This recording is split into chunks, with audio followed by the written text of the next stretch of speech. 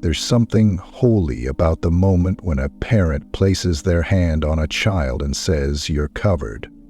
When a spouse whispers a prayer over their loved one before bed.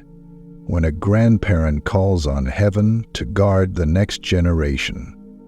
That's not just love, it's warfare, it's faith, and it's power. Because when you pray, you're not just speaking into the air. You are activating divine protection.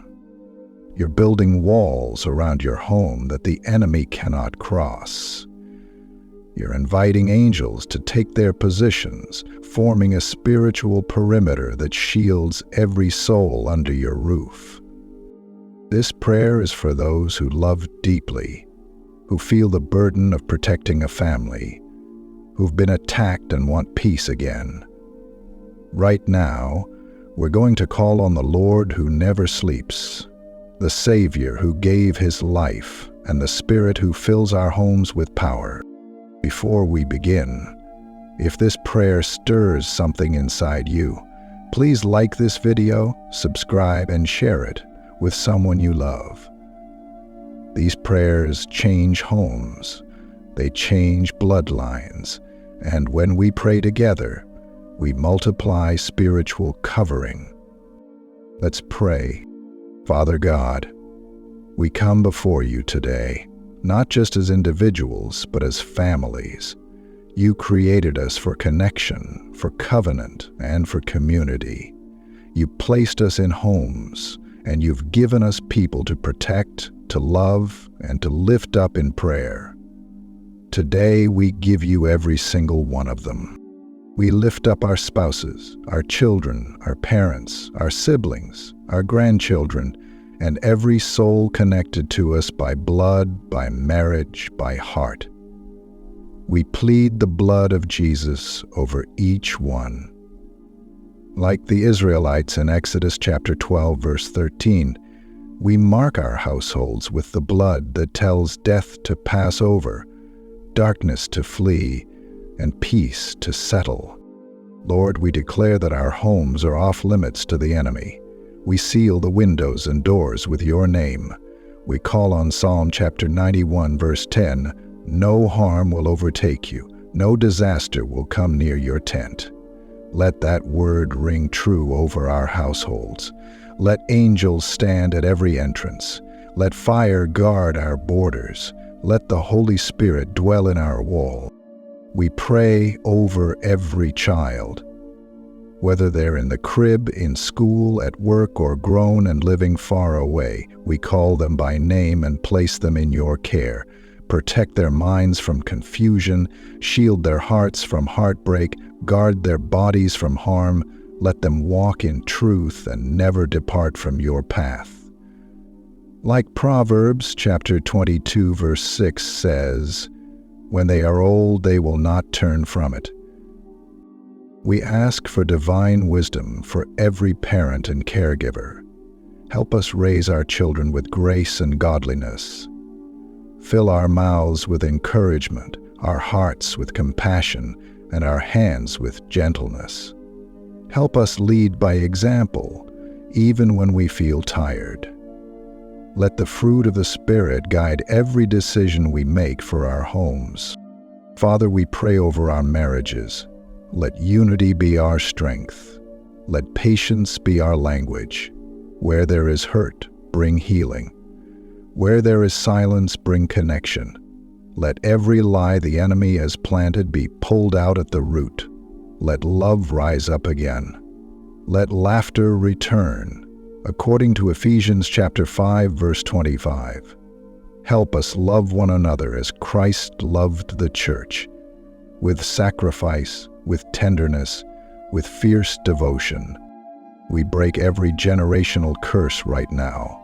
Every pattern of addiction, divorce, poverty, depression, violence, and fear. We cancel it in the name of Jesus. Our family is not defined by what was. We are defined by what Jesus has done. Galatians chapter 3, verse 13 says Christ became the curse so we could inherit the blessing. We receive that blessing now. Cover the elderly in our families. Strengthen their bodies, guard their minds, and let their wisdom pour into the generations beneath them. May they live with peace, not fear. May they feel honored, not forgotten. May they be pillars in our homes, prayer warriors who shape destinies. We ask for covering over those who feel alone, single parents, widows, foster parents, and anyone shouldering the weight of raising others. God, give them help. Send community. Release provision. Let them know you are with them and they are not forgotten. Psalm chapter 68 verse 5 calls you the defender of widows and the father to the fatherless. Be that today, Lord. Protect our homes physically. Let no sickness enter. No fire, no flood, no accident, no intruder, no evil. Let your word be posted over our doorposts. Let Psalm chapter 4 verse 8 be true. In peace I will lie down and sleep, for you alone, Lord, make me dwell in safety. He smiled. Protect our homes emotionally.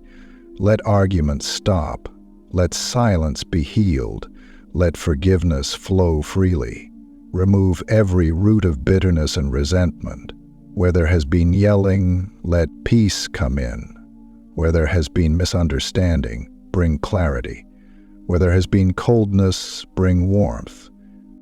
Protect our homes spiritually. Let no occult spirit, no unclean presence, no demonic foothold remain.